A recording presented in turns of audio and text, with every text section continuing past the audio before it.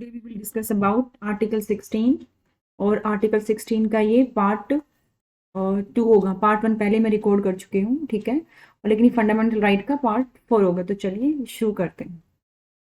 आज इससे पहले हम आर्टिकल के 16 के क्लोज 4 तक हम बात कर चुके हैं और इसमें जो भी है नए आर्टिकल्स जो ऐड हुए थे वो भी हम बात कर चुके हैं, लेकिन इसमें हम बात करेंगे आर्टिकल 16 के क्लोज 5 की।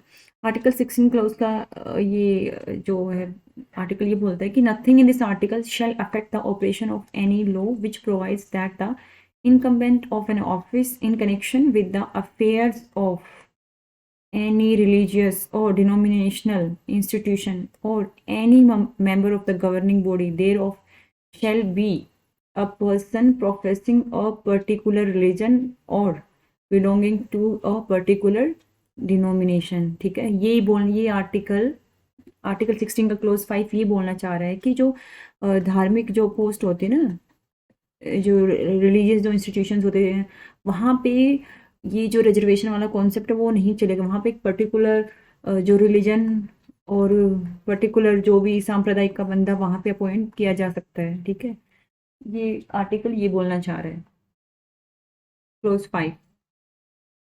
तो जैसे हमारे टेम्पल होते हैं, ठीक है, जैसे कुछ टेम्पल्स होते हैं, कुछ टेम्पल होते हैं, वहाँ पे एक पर्टिकुलर पर्टिकुलर पर्टिकुलर कास्ट का ही पुजारी होता है। ऐसा बहुत है, जैसे राजस्थान में तो शीतला माता का जो मंदिर वहाँ पे कुम्हार कास्ट का ही पुजारी होता है। तो ऐसे बहुत सारे एग्जाम्पल्स हैं। ठीक है, अब गुरुद्वारे में जाके कोई नहीं बोल सकता कि भैया हमें रिजर्वेशन दो, हम ST SC के हैं, तो यहाँ पे एक सिख कम्युनिटी का ही बंदा क्यों गुरुद्वारे में मतलब उसको अपॉइंट किया गया है, ऐसा तो ऐसा नहीं बोल सकते। तो ये हिंदी में लिखा हुआ है, अगर कोई हिंदी मीडियम का बच्चा देख रहा हो तो। ठीक है, इसके बाद हम बात करेंगे, आज हम बात करेंगे 2006 का एक सुप्रीम कोर्ट में ये केस हुआ था। इस केस का नाम था M Nagaraj versus Union of India. ठीक है, तो इस वाले केस में क्या हुआ है कि जो ये 77th और 85th ये जो कॉन्स्टिट्यूशन अमेंडमेंट इनको चैलेंज किया गया था, और 81st एंड 82nd ये जो 4 अमेंडमेंट थी ना जो गवर्नमेंट ने की थी, इनको चैलेंज किया गया था। 77th और 85th आपको पता है ये रिजर्वेशन प्रमोशन, और ये जो पहले प्रमोट होगा उसी को सीनियरिटी भी पहले मिलेगी, इसके बारे में बात करता है। ठीक है, 81st का भी हमें पता है, 82nd हमें पता है, जो आर्टिकल 335 है उसके बारे में, उसमें एक क्लोज ऐड किया गया था, उसके बारे में बात करता है। तो अब हम बात करते हैं कि सुप्रीम कोर्ट ने M Nagaraj versus Union of India में बोला कि जब भी गवर्नमेंट रिजर्वेशन देती है, ठीक है, जब आप प्रमोशन में जो रिजर्वेशन देती है, ठीक है, तो उसमें आपको देखना पड़ेगा जो कास्ट है वो सोशली और एजुकेशनली बैकवर्ड है कि नहीं। इसके लिए आपको एक प्रॉपर कमीशन बनाना पड़ेगा। ठीक है, जो कमीशन रिपोर्ट देगा प्रॉपर रिसर्च बेस्ड होनी चाहिए, ठीक है, फैक्ट बेस्ड होनी चाहिए, तभी आप उसको रिजर्वेशन दोगे। ठीक है, ये दूसरा बोल रहे थे कि जो check the inadequate representation of classes in the government job. जब आप उसको प्रमोशन में रिजर्वेशन देते हो तो आप पहले चेक करोगे वो जो पर्टिकुलर जो क्लास है, वैसे तो SC और ST को ही है, ये तो अंडरस्टूड है। रिजर्वेशन जो है प्रमोशन में यही दो कास्ट को, OBC और जो हमारे EWS, इनको नहीं है। ठीक है, प्रमोशन में रिजर्वेशन। तो आप जब भी इनको रिजर्वेशन दोगे तो आप चेक करोगे कि उनका इनएडिक्वेट रिप्रेजेंटेशन है कि नहीं। इनएडिक्वेट मतलब जितनी उनकी पॉपुलेशन है उतने उनके लोग सर्विसेज में हैं कि नहीं। ठीक है, उसके बाद ही आप रिजर्वेशन दोगे। तो कहना इसमें M नागराज वर्सेस ये जो यूनियन ऑफ इंडिया, इस केस में सुप्रीम कोर्ट कहना चाह रहा है कि भैया जो क्रीमी लेयर का जो कॉन्सेप्ट है ना, जो तुमने OBC में लगाया था कि OBC में जो क्रीमी लेयर के जो लोग हैं आप उनको जो रिजर्वेशन आप नहीं दोगे, तो इसमें जब आप गवर्नमेंट जॉब्स में जब प्रमोशन में जब रिजर्वेशन, तो आप चेक करोगे कि वो इनएडिक्वेट उनका रिप्रेजेंटेशन है कि नहीं। ठीक है, keep in mind the administrative efficiency, जो आर्टिकल 335 जो बोलता है एडमिनिस्ट्रेटिव एफिशिएंसी, कि ऐसे लोग सर्विसेज में नहीं आने चाहिए जो एडमिनिस्ट्रेटिवली सफिशिएंट मतलब एफिशिएंट ना हो। ठीक है, एडमिनिस्ट्रेटिव एफिशिएंसी अफेक्ट नहीं होनी चाहिए, आप ये भी चेक करोगे। ठीक है, ये 3 बातें सुप्रीम कोर्ट ने बोला था M नागराज के केस में। ठीक है, अब जब आर्टिकल 35 का नाम आ गया तो हम इसके बारे में पढ़ लेते हैं। ठीक है, इसमें जो लैंग्वेज दी हुई है ये एग्जैक्टली मैंने जो कॉन्स्टिट्यूशन का बेयर एक्ट है उसी से ली हुई है। ठीक है, तो आप जब भी पॉलिटी पढ़ते हो आपको एक तो लक्ष्मीकांत हो गई, ठीक है, ये तो आपको करनी है, हर कोई स्टूडेंट पढ़ता है। एक हमारी जो बेयर एक्ट हो गया, ठीक है। इसके अलावा मुझे नहीं लगता आपको कुछ भी पढ़ने की, भी अपडेटेड होने चाहिए, दोनों के updated version. I don't think कि इसके अलावा कुछ और पढ़ने की ज़रूरत है पॉलिटी में, ठीक है। ये दो मोर देन सफिशिएंट, आपने इन दोनों को अच्छे से रिवीजन कर लिया तो समझो आपकी पॉलिटी पार है, ठीक है। मैंने अभी बताया आर्टिकल जो 335 है वो बात करता है एडमिनिस्ट्रेटिव एफिशिएंसी की। ये लिखा हुआ है जिस दिन कॉन्स्टिट्यूशन लागू हुआ था हमारा 26 जनवरी 1950 को, तब से ये बात मेंशन की हुई है कॉन्स्टिट्यूशन में। तो ये बोल रहा है कि claims of scheduled caste and scheduled tribes to services in the post. मैं पढ़ देती हूँ आपके लिए। The claims of the members of the scheduled caste and scheduled tribe shall be taken into consideration consistently with the maintenance of efficiency of administration. देखो ये जो line है ना, ये बहुत इंपॉर्टेंट है, ठीक है। In the making of appointment to the services in the post, आप जब भी ST SC के बंदों की जब आप अपॉइंटमेंट करोगे सर्विसेज पोस्ट में, तो आप ये चेक करोगे एडमिनिस्ट्रेटिव एफिशिएंसी, ठीक है, in connection with the affairs of union और स्टेट, ठीक है। ये था। तो अब लगा कि हमारी जो गवर्नमेंट थी उसको लगा कि यार ये जो हम ST SC को जो रिजर्वेशन दे रहे हैं, ठीक है, ये हमारे रास्ते में रोड़ा बन रहा है, ये वाला क्लोज, ठीक है। तो उन लोगों ने क्या किया कि एक और क्लोज ऐड कर दिया, ठीक है। ये वाला क्लोज ऐड किया था 80 जो सेकंड अमेंडमेंट था 2002 का, इससे ये क्लोज ऐड कर दिया। इफेक्ट में कब आया था ये? 8 सितंबर 2000, ठीक है। इसमें ये बोल दिया कि जो आर्टिकल 335 का जो क्लोज 1 है ना, इसमें स्टेट को प्रिवेंट नहीं करेगा in making of any provision in the favour of the members of the scheduled caste and scheduled tribe or relaxation in qualifying marks in any examination or lowering the standard of evaluation or reservation in matters or promotion to any class or classes of services or post in connection with the affairs of union or state। समझे बात? तो ये वाला जो close add किया, ये 82nd constitution amendment किया जो 2000 में लागू हुआ। इससे बोल दिया कि जो मिनिमम क्वालिफाइंग मार्क्स होते हैं ना, मिनिमम क्वालिफाइंग मार्क्स, आपने देखा हर कैटेगरी का अलग अलग होता है। जो मिनिमम क्वालिफाइंग मार्क्स है उसमें छूट दी जा सकती है। ये प्रोविजन पहले नहीं था। ये वाला जो क्लोज है ना, ये बाद में आया है, ठीक है। ये भी 82nd अमेंडमेंट से आया है। तो ये आर्टिकल काफ़ी इम्पोर्टेंट है। तो चलिए आगे बढ़ते हैं। ये हिंदी में अगेन डायरेक्ट से लिया गया है ये भी। अब हम बात करते हैं, जब M Nagaraj versus Union of India वाले केस में जब बोला ना गवर्नमेंट ने कि इनएडिक्वेट रिप्रेजेंटेशन है कि नहीं, आप ये चेक करोगे, इसके लिए प्रॉपर कमीशन बनाओगे, कमीशन रिपोर्ट देगा, मतलब जो भी वो आप रिजर्वेशन दोगे फैक्ट बेस्ड होना चाहिए। ऐसा नहीं कि आप वोट बैंक के लिए आप नहीं करोगे, ठीक है। वोट बैंक वाली पॉलिटिक्स नहीं होनी चाहिए। आपको प्रॉपर कमीशन आप बनाओगे तब आप जाके चेक करोगे। ऐसा नहीं है कि आप वोट बैंक के लिए आपने दे दिया रिजर्वेशन, ऐसा नहीं करोगे। तो इसके लिए जो गवर्नमेंट है 170वां कॉन्स्टिट्यूशन अमेंडमेंट बिल लेके आई थी 2012 में, बट ये राज्यसभा में इंट्रोड्यूस किया था और ये राज्यसभा में ही अभी है। तो इसका काफ़ी विरोध हुआ था, तो अभी तक ये वापस नहीं लिया गया और ना ही एंड हुआ बिल, क्योंकि राज्यसभा हमारे परमानेंट हाउस है, तो अभी तक भी जिंदा है ये वाला बिल।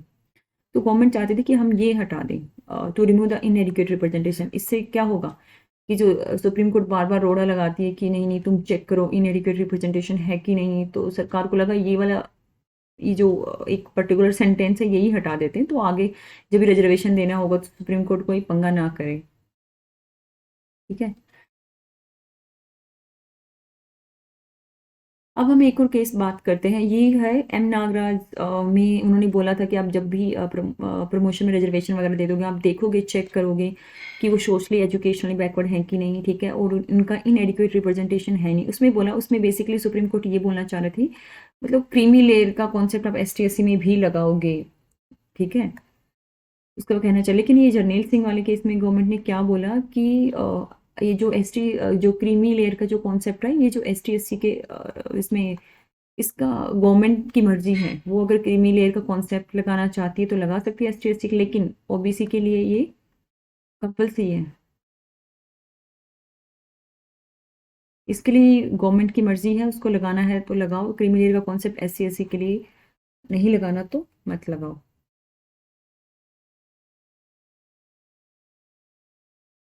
अब हम बात करते हैं, आगे बढ़ने से पहले हम बात करेंगे 102nd जो कॉन्स्टिट्यूशन अमेंडमेंट एक्ट है 2018 का, हम उसके बारे में बात करेंगे, ठीक है।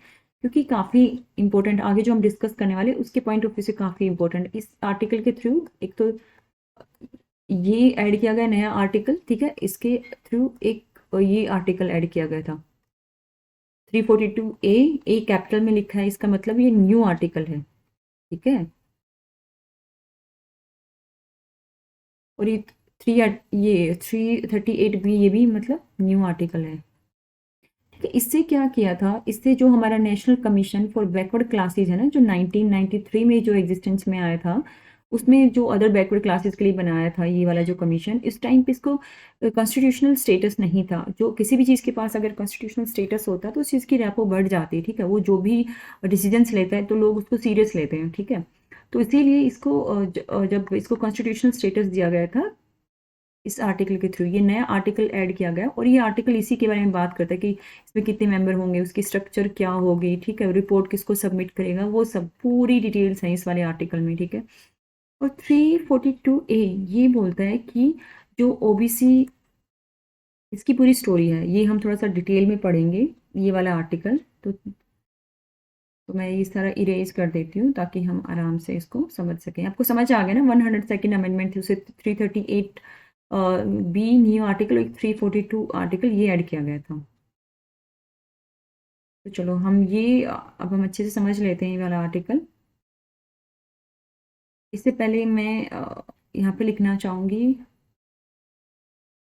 देखो 3 आर्टिकल आपको, 341 आपको पता होना चाहिए, 342 एक आपको पता होना चाहिए, 342A ये आपको करना ही पड़ेगा, क्योंकि अभी जितना रिजर्वेशन वाला मैटर न्यूज़ में रहता है ना, ये आर्टिकल काफ़ी इंपॉर्टेंट हो जाते हैं हमारे एग्जाम पॉइंट ऑफ व्यू से। तो हम ये करते हैं, जो 341 आर्टिकल ये बोल रहा है कि कोई भी अगर किसी भी कास्ट को एसटी में शेड्यूल कास्ट में शामिल करना हो तो राष्ट्रपति करेगा, प्रेसिडेंट करेगा, ठीक है ना, प्रेसिडेंट करेगा। ये आर्टिकल ये बोलता, अगर स्टेट की किसी कास्ट को अगर आपको एसटी में शामिल करना है तो भी प्रेसिडेंट करेगा, बट स्टेट के गवर्नर से कंसल्ट करने के बाद, परामर्श करने के बाद, ठीक है। इसका मतलब ये है कि जो स्टेट गवर्नमेंट होती है वो अपनी मर्जी से कोई भी कास्ट को एससी में शामिल नहीं कर सकती, चाहे वो स्टेट सर्विसेज हो, ठीक है। और जो सेंट्रल जो सर्विसेज है वहाँ पे तो सेंट्रल गवर्नमेंट करेगी ही, स्टेट जो गवर्नमेंट है वो स्टेट सर्विसेज में किसी भी कास्ट को एससी का स्टेटस नहीं दे सकती है। इसके रिगार्डिंग प्रेसिडेंट गवर्नर से कंसल्ट करेगा और उसके बाद जो नोटिफिकेशन इश्यू होगी तभी किसी भी स्टेट की कास्ट को एससी में शामिल किया जाएगा। ओके, कईयों में कन्फ्यूजन होता है कि जो स्टेट के पास पावर होती है कि वो अपने स्टेट की किसी भी कास्ट को एससी या एसटी में शामिल कर सकता है। नहीं, ऐसा नहीं होता। सेंट्रल लेवल पे तो प्रेसिडेंट करता है, लेकिन स्टेट लेवल पे भी प्रेसिडेंट ही करता है, प्रेसिडेंट नोटिफिकेशन से ही होता है, लेकिन गवर्नर के साथ कंसल्ट करने के बाद, परामर्श करने के बाद सरकार अपनी मर्जी से किसी भी स्टेट की कास्ट को एसटी का दर्जा नहीं दे सकती, ठीक है। आर्टिकल 342 बात करता है एसटी के लिए, स्केड्यूल जो ट्राइब होती हैं, किसी भी कास्ट को अगर एसटी में शामिल करना ये भी प्रेसिडेंट ही करेगा। और अगर स्टेट की किसी कास्ट को अगर एसटी में शामिल करना तो वहाँ के गवर्नर से कंसल्ट करने के बाद करेगा, ठीक है। इसमें जो स्टेट जो गवर्नमेंट होती है उसके पास पावर नहीं होती है, वो अपने लेवल पे नहीं कर सकती है, ये हमेशा से ऐसा ही प्रोविजन था, ठीक है। और इसमें बहुत कन्फ्यूजन रहता है इन दोनों आर्टिकल में, ओके। अब 342A की हम बात करते हैं, ये मैंने आपको बताया जो 102nd जो कॉन्स्टिट्यूशन अमेंडमेंट थी उसके थ्रू ऐड किया गया। इसमें क्या किया इन लोगों ने कि पहले ओबीसी के अगर किसी भी स्टेट की कास्ट को ओबीसी में इंक्लूड करना होता था तो जो स्टेट गवर्नमेंट थी ना वो अपने आप कर लेती थी, ठीक है, स्टेट गवर्नमेंट कर लेती थी अपने आप, ठीक है। लेकिन ये वाला अमेंडमेंट करके इन्होंने ऐसा कर दिया कि जो स्टेट गवर्नमेंट है, ठीक है, अपनी स्टेट सर्विसेज में भी किसी भी कास्ट को ओबीसी में शामिल नहीं कर सकती, ये 102nd अमेंडमेंट आने के बाद, ठीक है। तो जैसे ही ये अमेंडमेंट आई तो लोगों ने काफ़ी क्वेश्चंस उठाए। लोगों ने बोला कि जो फेडरल हमारे जो कॉन्स्टिट्यूशन की जो फेडरल स्ट्रक्चर है ये उसका वायोलेशन है, ठीक है। आप स्टेट की पावर छीन रहे हो, आप स्टेट्स की पावर कम कर रहे हो, ठीक है।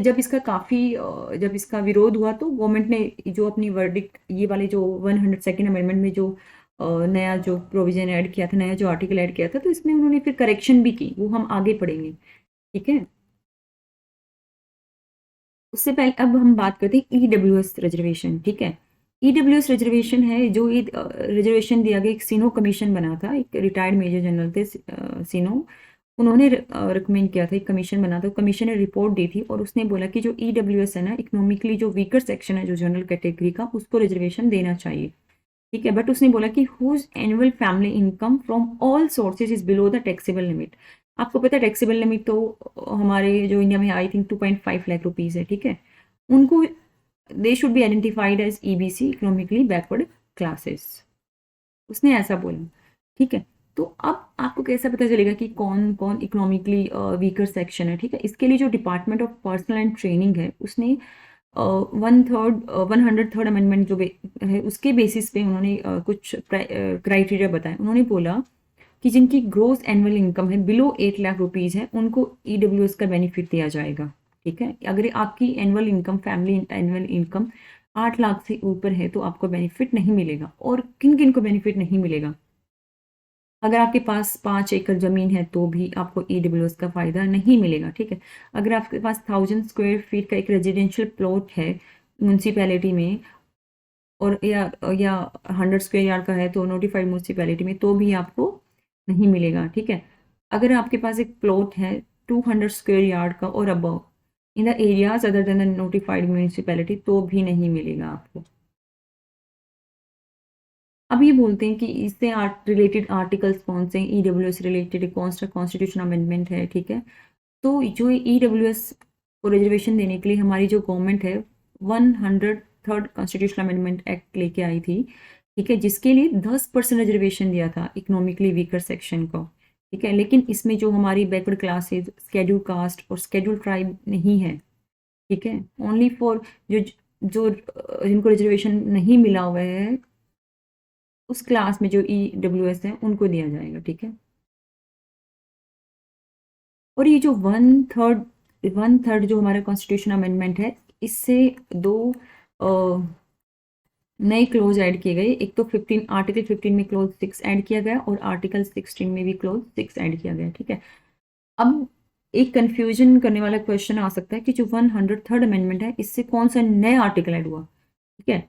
इससे कोई भी no new article was added, okay. No new article was added, ये क्वेश्चन है, कंफ्यूज करने के लिए आ सकता है, ठीक है। जो हमारा आर्टिकल 15 है वो ये बोलता है कि prohibited discrimination on the grounds of religion, race, caste, sex और प्लेस ऑफ बर्थ, ठीक है। इन बेसिस पे जो 5 ग्राउंड, इन बेसिस पे किसी के साथ भी डिस्क्रिमिनेशन नहीं होना चाहिए, ठीक है। और आर्टिकल 16 क्या गारंटी करता है कि equal opportunity in the matter of public employment, जो सरकारी नौकरियां वहाँ पे सबको बराबर अपॉर्चुनिटी दी जाएगी, ये बात करता है, ठीक है। जो ये आर्टिकल ऐड हुआ था, सॉरी, जो ये क्लॉज ऐड हुआ था आर्टिकल 15 के नीचे, जो ये क्लॉज ऐड किया था क्लॉज 6, ठीक है, ये ऐसे के ऐसे बेर एक्ट में लिखा हुआ है, वहां से ये मैंने लिया, ठीक है। ये क्या बोलता है कि government can make special provision for advancement of economically weaker section of citizens other than the classes mention in article 15 के clause 4 and clause 5 of article 15। यहाँ पे तो आपको पता ही है कौन सी क्लासेज है, एससी मेंशन है, एसटी मेंशन है और ओबीसी और बैकवर्ड क्लासेस, 3 ही क्लासेस मेंशन है। इसके अलावा जो क्लासेस है उसको मिलेगा, ठीक है। Such provision relate to their admission to the educational institution including private education institute whether aided or unaided by the state government, ठीक है, other than the educational institutions referred to in article 30 clause 1, right of minority to establish and administer educational institutions। मतलब private institution भी आएंगे, लेकिन जो article 30 के clause 1 में जो रिलीजियस जो भी माइनॉरिटी जो इंस्टीट्यूशंस है वो नहीं आएंगे, सॉरी, माइनॉरिटी इंस्टीट्यूशंस है वो नहीं आएंगे, वहाँ पे किसी प्रकार का रिजर्वेशन नहीं दिया जाएगा, ठीक है। Reservation would be in addition to the existing reservation. जैसे एग्जिस्टिंग रिजर्वेशन हमारा अभी कितना है, हमारा जो एससी है, फिर एसटी है और ओबीसी है। एससी को हमारा था 15%, इसका इसका आधा 7.5% है और इसका था 27%, तो ये कुल मिला के 49.5% इतना हो रहा था, ठीक है। इसके अलावा 10% है, तो इसके अलावा आप 10% दोगे 59.5 समथिंग, आप अप्रोक्सीमेट इसको मानोगे तो ये 60% ही हो गया, ठीक है। इसके अलावा वो 10% टोटल सीट्स रिजर्व होंगी, ठीक है।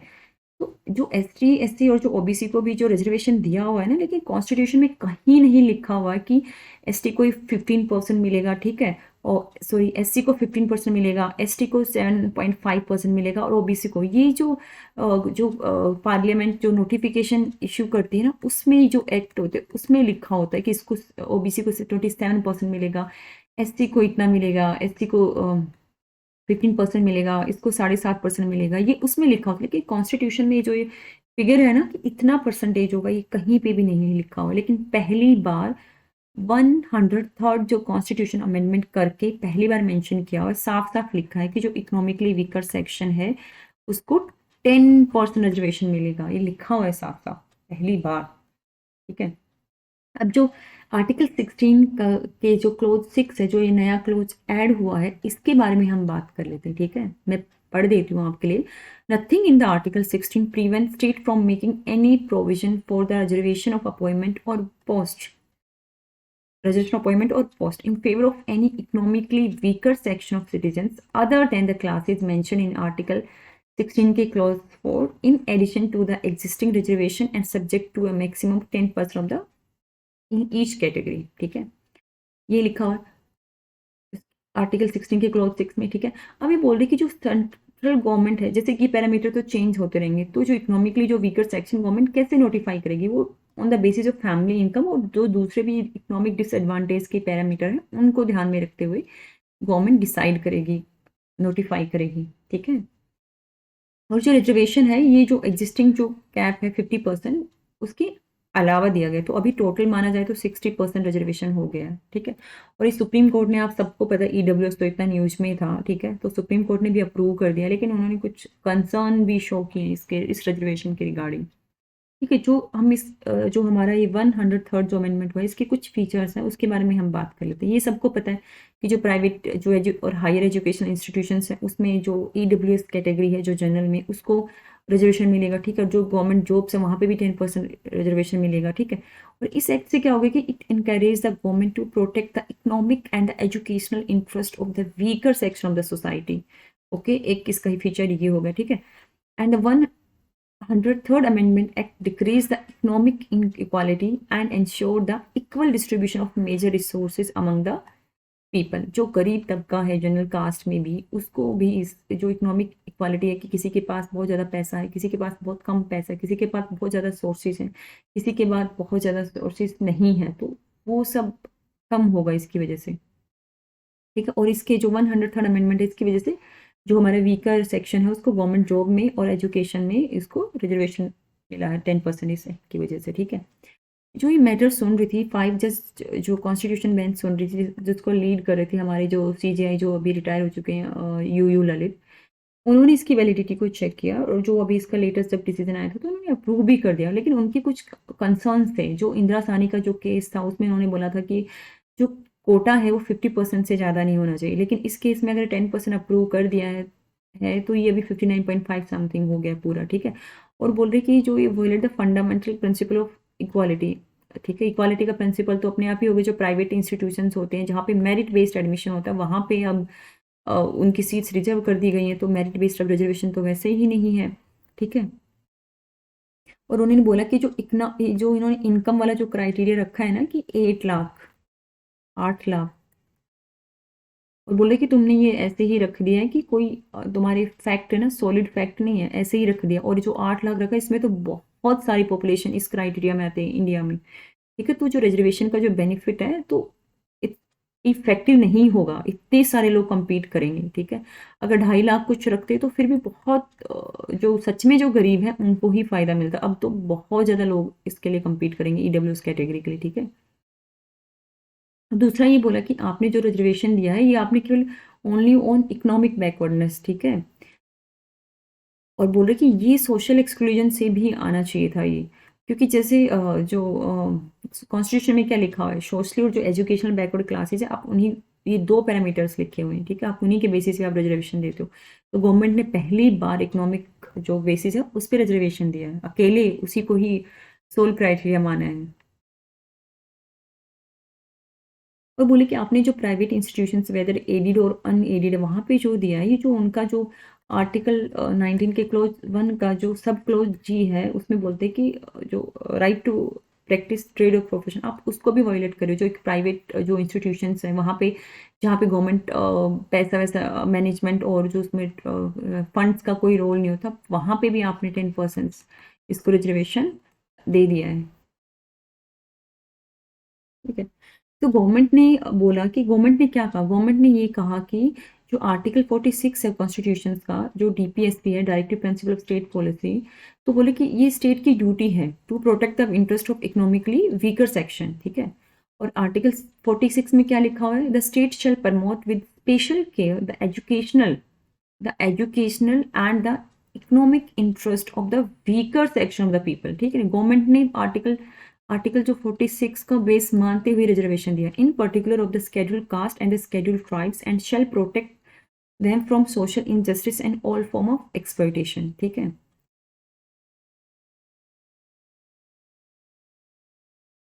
ये हम पहले ही डिस्कस कर चुके हैं, ये बेयर एक्ट से ही एज इट इज ये ऐसे ऐड हुआ बेयर एक्ट में। ठीक है, अब हम बात कर लेते हैं article 341, article 342 and article 342A। ये जो न्यू ऐड किया था, ये 102nd अमेंडमेंट से। ठीक है,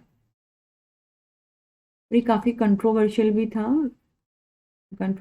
था ये, इसके बारे में भी हम बात करेंगे। जबकि 100 आर्टिकल में जो भी खामियां थी, सरकार ने 100 जो 5th अमेंडमेंट करके इसको करेक्ट भी कर दिया, इसमें जो भी खामियां थी। आर्टिकल 341 मैंने आपको बता दिया कि अगर किसी भी कास्ट को चाहे वो स्टेट लेवल पे हो चाहे सेंट्रल लेवल पे है, अगर एससी में शामिल करना हो तो प्रेसिडेंट ही करेगा। ठीक है, अगर स्टेट के किसी कास्ट को अगर उसको एससी में शामिल करना हो तो जो हमारा प्रेसिडेंट है वो गवर्नर से कंसल्ट करेगा, देन वो नोटिफिकेशन इशू करेगा और वो कास्ट को एससी में शामिल कर लिया जाएगा। ठीक है, तो लेकिन ये हमेशा से ही ऐसे था, जैसे हमारा कॉन्स्टिट्यूशन लागू हुआ उस टाइम से ही ये मेंशन किया हुआ था। और ये हमारा आर्टिकल 341 का क्लोज 2, इसमें लिखा कि पार्लियामेंट में बाय लॉ इंक्लूड और exclude from the list of scheduled cast specified in a notification issued under clause 1 any caste, race or tribe or part or group within any caste, race, tribe but save as aforesaid a notification issued under the said clause shall not be varied by any subsequent notification। जो article 341 के जो close 1 के under जो notification issue किया, आप उसको बाद में कोई नोटिफिकेशन इशू करके आप नहीं उसको चेंज कर सकते हो।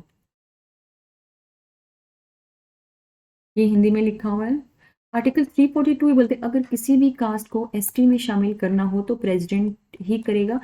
अगर स्टेट की किसी कास्ट को एसटी में शामिल करना है तो वो प्रेसिडेंट करेगा, लेकिन वो गवर्नर से कंसल्ट करके करेगा। ठीक है, इसमें जैसे ये 1 लिखा हुआ है ना, ये वाला जो फ्रेज है ना, ये ऐड किया गया था फर्स्ट अमेंडमेंट जो हमारा कॉन्स्टिट्यूएंट असेंबली ने किया था 1951 में हुआ था। ठीक है, ये बेयर एक्ट में ऐसे ही लिखा हुआ, यही लैंग्वेज में लिखा हुआ, मैंने एग्जैक्टली वहां से लिया ताकि कोई कंफ्यूजन ना हो। ठीक है, और जो ये 2 नंबर और यूनियन टेरिटरी, ये ऐड किया गया है हमारा 7th अमेंडमेंट एक्ट 1956 से।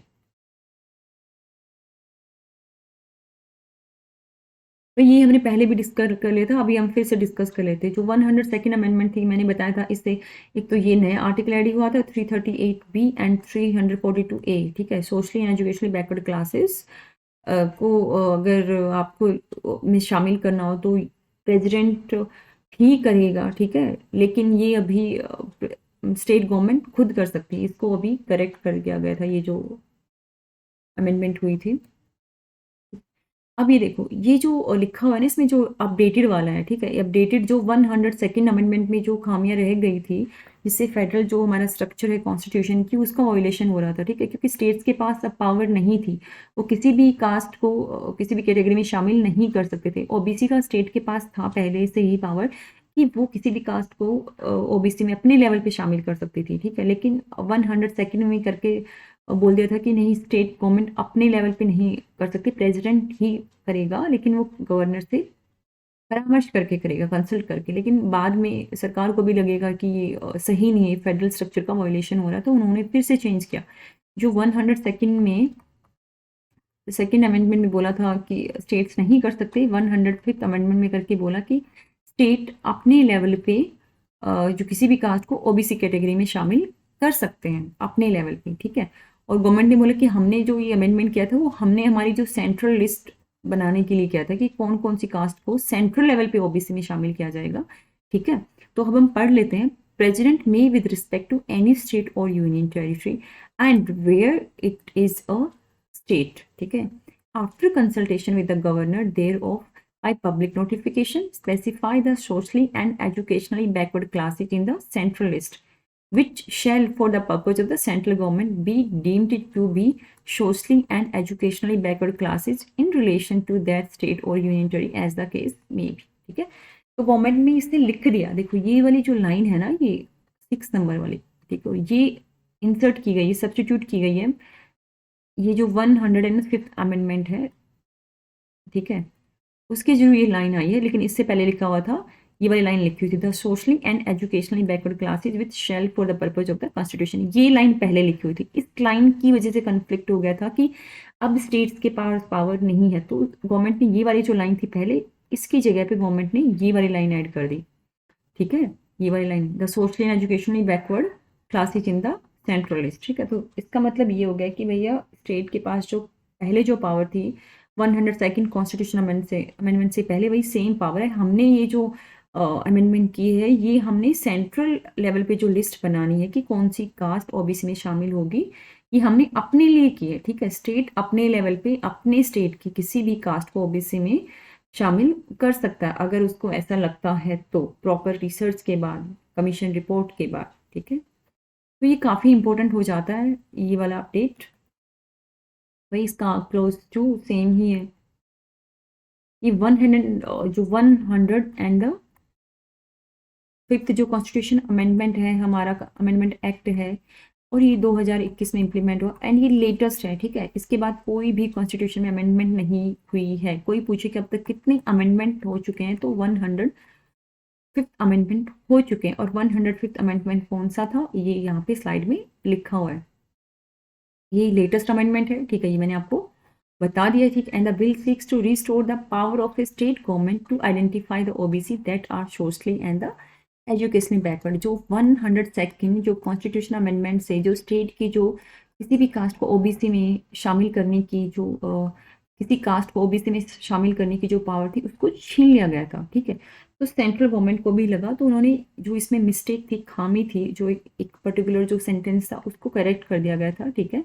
वो करेक्ट किससे किया गया, 105th constitution amendment act of 2021, इससे रिस्टोर कर दिया जो स्टेट की पावर थी किसी कास्ट को ओबीसी कैटेगरी में शामिल करने की। तो स्टेट अब ओबीसी कैटेगरी को अपने लेवल पे ओबीसी कैटेगरी में शामिल कर सकती है, ठीक है। तो ये पहला जैसा था वैसा ही हो चुका है, लेकिन हमें आप जब भी 102nd अमेंडमेंट आप पढ़ते हो, तो आपको उसके साथ 105th अमेंडमेंट भी पढ़ना है।